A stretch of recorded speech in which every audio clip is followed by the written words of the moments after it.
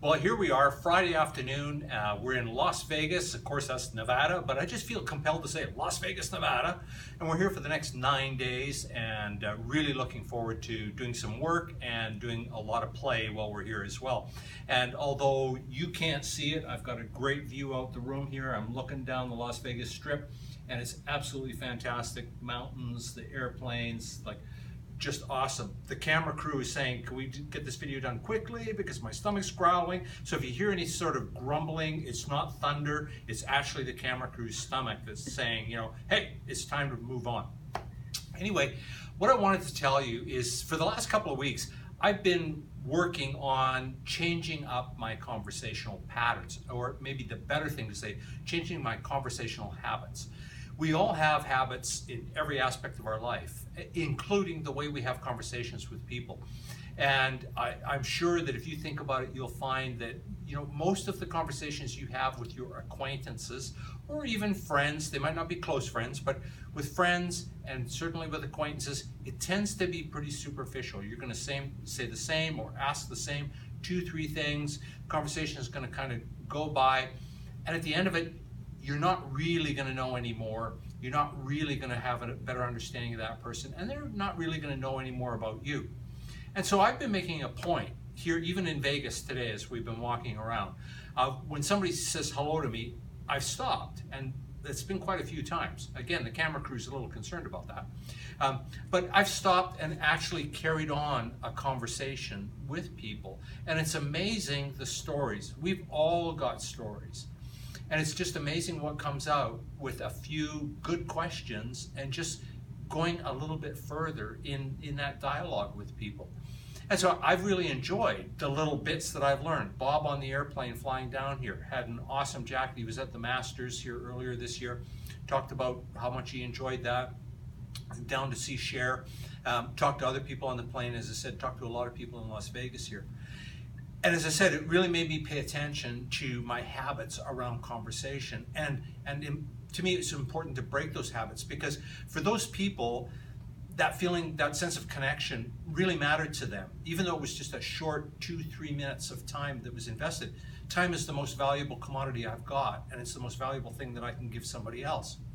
And so as I learned those little bits, just little bits of those people's stories, which they enjoyed sharing, I realized that I really fell short in other areas of my life when it came to having conversations and getting stories. And I'll just give you an example of that. With both my mother and father, they both passed away. As I've said in other videos, I was really close to both my parents. It was a really loving, warm relationship that I had with them.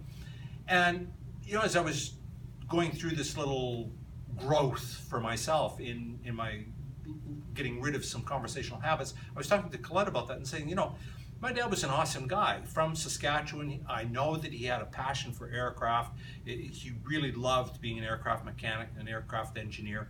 And he did some other great stuff, like being from Saskatchewan, he'd never had a boat. Dad and I went together. We bought a boat. You know, he had a great time on the boat. He did other things that were really stretching his box a little bit. No, it was my dad, it was a kind of a conservative box, but nonetheless, it was kind of stretching his box a little bit. My mom, she was a registered nurse. She was an excellent nurse. She was a head nurse, and for a long time. And in conversation with her, she let me know that she actually did that because she needed to support the rest of her family. Not meaning, you know, my sister and myself and my father, but her siblings, which is why she went into nursing at a very young age.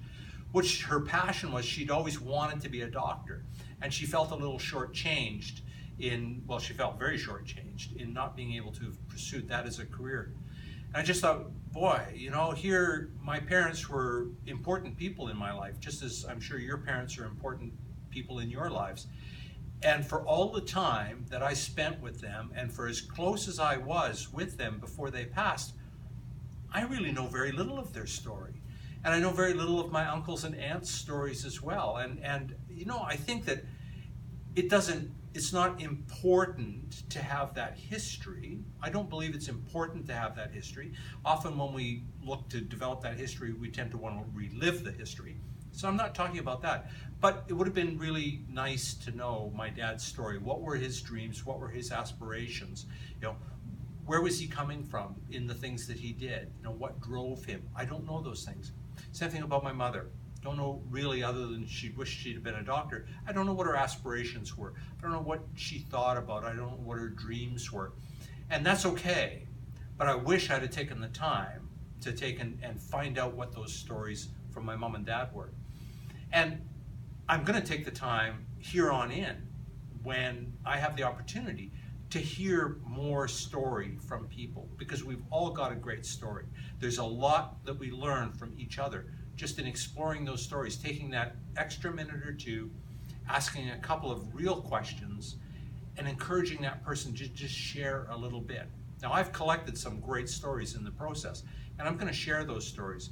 But my challenge right now for me is to change and break those conversational habits that I've got, so that I'm really looking at stories. And my challenge for you is do the same. If there's somebody close in your life, take the time to ask them some meaningful questions and just explore their story. Just explore their story. You'll be amazed at how good you feel in the process, and you'll be rewarded 10 times over by how good they feel. I hope I've added value. We're going to head out now and enjoy Las Vegas. Talk to you real soon. Actually, it'll be Monday.